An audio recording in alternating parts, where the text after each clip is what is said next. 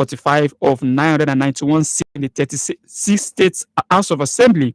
In total, we have 64 women out of 1,460, which is just 4.4%. Now, place Nigeria beside our contemporaries, talking about other African countries. In Rwanda, women hold more than 60% of seats in the lower house. South Africa, about 45%. Syria alone, with a new law, guarantees 30% female representation. Globally, women average 27% in parliament. Nigeria sits at the bottom of the table. The reserve seat bill in is Nigeria's homegrown response, first introduced in 2021 but brought back again in the 10th Assembly by the Deputy Speaker, Honorable Benjamin Kalu. The bill proposes one women-only seat per state and the FCT in both the Senate and the House of Representatives, plus 3 women-only seats in every state assembly. These seats will be directly contested by women with a 16 years sunset clause to review its impact. Importantly, it doesn't block women from contesting regular seats. It simply accelerates equity. And this speaks directly to the Sustainable Development Goal 5, which speaks to ensure gender equality. So what is this bill about? Why does it matter? And why must men, not just women, lend their voice to it? Joining me this morning to discuss the reserve seat bill for women is Olusegun Odufua, a business development specialist. Segun, good morning and welcome to Political Arena. Good morning. Thank you for having me. All right. You can be part of the program this morning by dialing the number 07000-917-917 or 091-55-917-917. You can send a text to us on WhatsApp on 070-317-56537 or 081-55-917-917. And don't forget, we're also live on our social media page at WFM917. Just visit Facebook and check out www.facebook.com/WFM917 or visit our YouTube page also at WFM917 and see the action happening right there in our studio at Arepo, right here in the beautiful city of Ogun State. And we are discussing something special and Political Arena. For the next 6 weeks will be a men-only conversation to lend our voice and take a critical look at what the special seat bill really means. Good morning, and once again, you are welcome. All right, let's just proceed and move directly to this. Let's take the talking point and see what exactly we are discussing. So, Segun, if I may ask, what exactly is this special seat bill? Let's make it simple for our listeners to understand. Okay, thank you, Emmanuel. You see, special seat bill is a proposed law that seeks to increase women representation in Nigeria National Assembly and state houses of assembly by reserving additional seats exclusively for women. This is not a bill that is seeking, okay, let there be competition between men and women. So men, they don't need to be afraid of anything. It's a special bill. It's a new seat that needs to be created for women.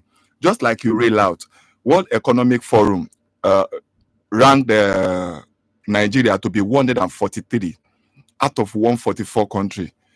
Imagine that is having women representation. And this is the time, this is the right time, even for this present administration, to change the mark, to change the tune. So it does not take away any existing seat from men. Instead, it creates extra seats to ensure women are better represented in decision making. And you see, statistics have shown that anywhere you have women taking decision, it's always goes smoothly, because they show from the place of empathy, from the place of care, and from the place of law. Not like men that, sometimes at times when we take decision, we just strongly believe, no, we don't want to listen and things like that. So the bill is a very simple bill. It's to create seats for women, to have them in power so that they can have the say, they can have their say. Thank you. All right, thank you very much, Shegun, for breaking it down and also making our listeners to know that this special seat bill is just for women. It's going to be contested between women, not a woman and a man, and it's as a sunset clause, and also it's just so that women can have quality representation when it comes to lawmaking and also when it comes to governance. Thank you very much for breaking that down. Let's look at the importance of this special seat bill. Why should Nigerians, both men and women, why should they pay attention to this bill? What is the importance? Let's look at what they stand to gain and why we are clamoring, why it's being clamored for right now, why it's gaining recognition among Nigerians right now, and also why not only women, men are also lending their voice to it. Okay, let me start from the top by saying this bill is important to this country at this stage. Just like you read out the data, we are the least or the lowest in Africa where we belong. And if you look at it from the statistics that is shown in the world, 143 out of 144, that's ridiculously low. So this is opportunity even from the top, from this government, from the government of President Bola Ahmed Tinubu, to take the mark, to take us away from that bottom to a level that we feel comfortable with, just like we have in other countries. Now, Nigeria is currently one of the lowest rate of women political representation in Africa and the world at large. The bill is important because it addresses the imbalance, ensuring that women, who makes up nearly half of the population,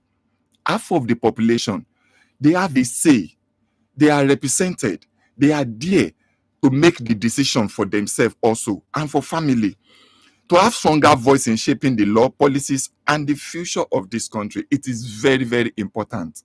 Thank you. So for men, we are supposed to rally around them. We are supposed to talk to our people to vote this bill, so that this bill can be signed into law. All right. Before we proceed, I just want to as a follow up question to what you've said. What would be your advice to people who don't who have not yet taken a decision about the special seat bill? What would be your advice to them? What will you be saying to them right now? Because you are advocating for the bill, you want the bill to be passed. So, what are you saying to them, and what are you telling them as you have your voice on air? And a lot of them are listening to you right now. Okay, two ways. Let me speak to the men. To the men, this bill is not to remove you from power. This bill is not to create competition between you and women. This bill is to create balance in making laws and decisions in this country. So you have nothing to lose when you support this bill. You have nothing to lose. You have nothing to lose. So it's best for men to support this bill, so that this bill can come into power. For women, we are talking about you. We are talking about you being at the forefront. We are talking about you making decisions for your family. We are talking about giving you voice so that people will know that you are there, so that your voice will count. Because in a world where we have the almost men-only dominated political environment, you discover that women, when they are talking about apathy, is always mostly from women because they are afraid to go out to even vote because of things that happen. And then many of them are even afraid to go into competition with men, the men in quotes. So this bill is for you because you will have your own post. No man will be fighting for your post. You have your own seat to fight for. You have to just between yourself to make sure that you get the right person to the place and you can talk to the person woman to woman. Thank you. Thank you very much, Shegun, for that message out there to people who are here to make a decision and people you are speaking to ensure that they get the right message about the reserve seat bill for women. All right, it's 41 minutes gone past the hour of 11, and this is Women Radio 91.7 FM, Nigeria first radio station for women and their family. And definitely, we are the voice of women. And this morning, it's just a men-only conversation to talk about what really matters to women, and we are talking about the reserve seat bill. And you know, we are just leaving this open so you also can be part of the conversation. Don't forget to dial our studio numbers 07 917 917 09155 917 917, or you can also send a WhatsApp message to us on 070 56537 or 08155 7917. Don't forget, you can also watch us on our social media page. We are live on Facebook and also on YouTube. Just put in the WFM 917, and then you see what is happening right here at the studio. Also, Shegun, I have asked the question somehow.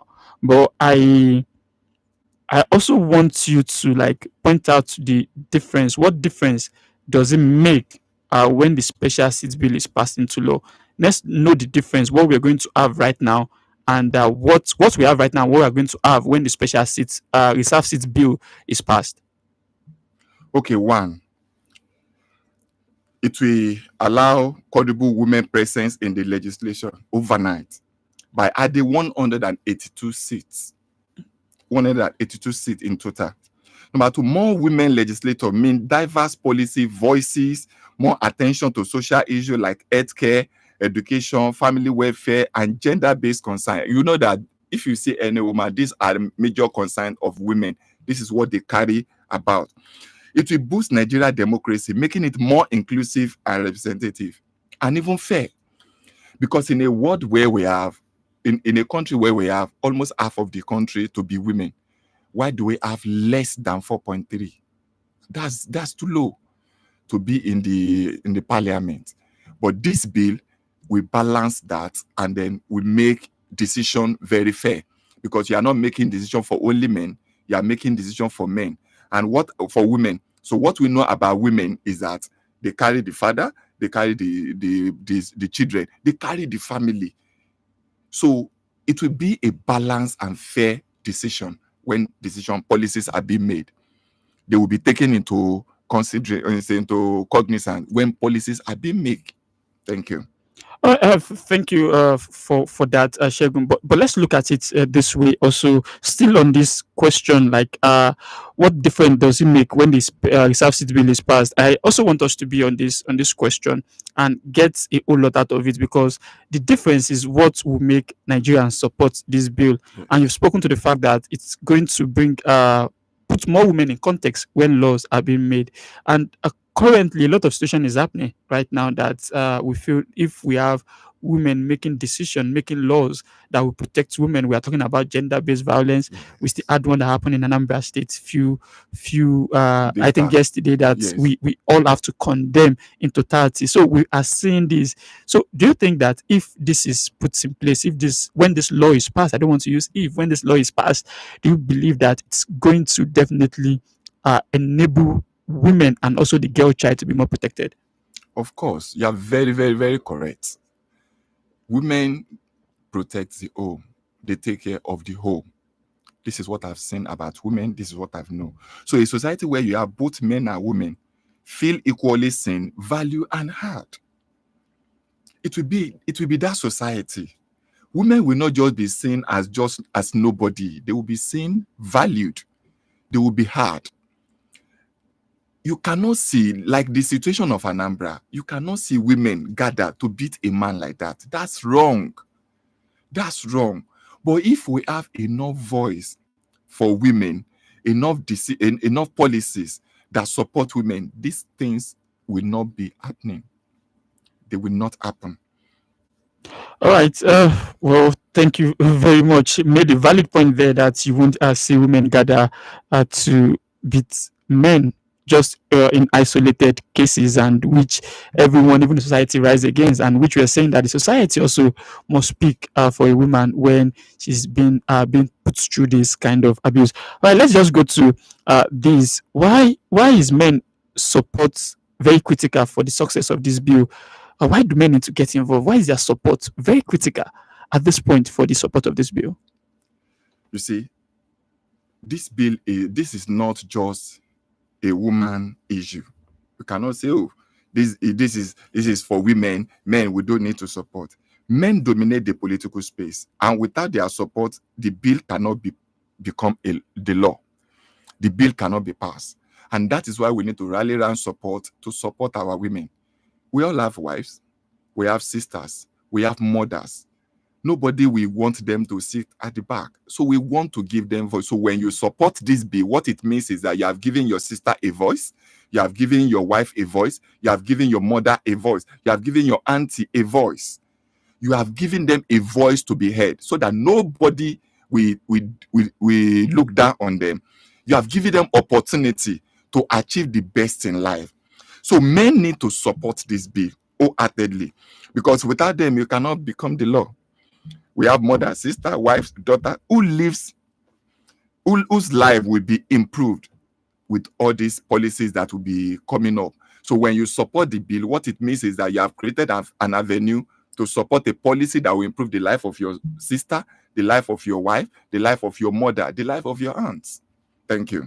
All right, thank you very much for highlighting the importance of men or coming on as allies to give support to the bill for it to be a success. All right, Shegun, as we gradually come push towards the end of the program, let's just take these few questions and give our audience a conclusive angle to this special seat bill, because we are looking at why is this reserved bill important? Why should we talk about reserved bill? Why should it be a name in the mouth of every Nigerian, both young and old? Why is it important? And you've highlighted the part of that too, saying that for men also to come on board, it means that they are not only supporting their wives, their children, they are also building a generation or to come, so that it will be the children coming after them, their generations would also enjoy the benefit of what they've done. All right, let's look at it from this angle again. Shegun, what do we stand to gain? Because you've mentioned a whole lot about why this bill should be passed, why men should support the bill. But now is, what do we stand to gain from this bill beyond representation? Because some people might think that it's just mere representation. Beyond mere representation, how will this bill benefit our democracy and society as a whole? What are we gaining from this bill? Number one, we have a stronger democracy where both genders shape the nation trajectory. Stronger democracy. If you look at the countries where they have all these balances, you will discover that they have policies and they have institutions that shape the future for men, for girl child. They have all these things. So when this bill is being passed into law, we have stronger democracy where both genders shape the nation trajectory. Another thing is a better policy outcome. Women in power often push for comprehensive social development. They always push for that. We can see a sample in the ones that we even have presently and what the bill they have pushed for. They push for bills that takes care of the community, that takes care of the grassroots, because it's coming from the place of empathy. Another thing is international credibility. Just like I said before, as a nation that value gender equality, we need to show ourselves that, oh, we are not just preaching it. You know, when this government was coming to power, they talk about 35%. This is the opportunity for them to make the mark that, okay, yes, we are gradually achieving what we promised. So it's going to have international credibility just on Nigeria. Then breaking the stereotypes, you know, inspiring the next generation of female leader to rise. You know, these days, if you look at the political space, you discover that women just feel like, oh, they can just use us for campaign. They can use us to press the votes, but it's not for us to go there. So when we vote in this bill, what we are doing is that we are breaking the barrier. We are not making it to be men-only affair, that women too are coming on board. Thank you. Thank you very much, Shegun. And well, a whole lot there. We are breaking political barrier. We are not just bringing women on board. We are creating a stronger democracy. The words of my guest, Olusegun Odufuwa. Well, Shegun, before I let you go this morning, you've actually educated us a lot about this reserve seat bill for women. Before I let you go this morning, what will be your final words? If you have one message to Nigerians about this special seat bill, what will it be? Okay, from me and to everyone listening, the special seat bill isn't charity and it's not favor. Nobody is trying to give favor to women. It's justice. It's about ensuring Nigeria's governance reflect its people. Men and women alike must rally to pass this bill, because when half of the country is absent from power, democracy is incomplete and progress stalls. Let's make our voices truly inclusive. Thank you. All right, the words of Shegun Dufua right there this morning about the reserve seat bill. Let's make our voices truly inclusive. What's a closing remark from him there? I think powerful remark. And as you are out there, you also need to ensure that our voices is actually inclusive. That we speak with one voice, and we also fight for what is right. Well, basically, I want to thank you, Olusegun Odufuwa, for coming on the show this beautiful Wednesday morning. I think we're getting to know already. Yes, thank you very much, Emmanuel. And thank you, Women Radio. Thank you for what you have been doing. Thank you. Keep pushing the voice. We are right behind you. Yeah, but I hope you also go out there and still spread the news, spread the voice around there, and also ensure that you add your own quota to ensuring that women are empowered and women are well positioned to promote our democracy and give us a stronger democracy, as you've said.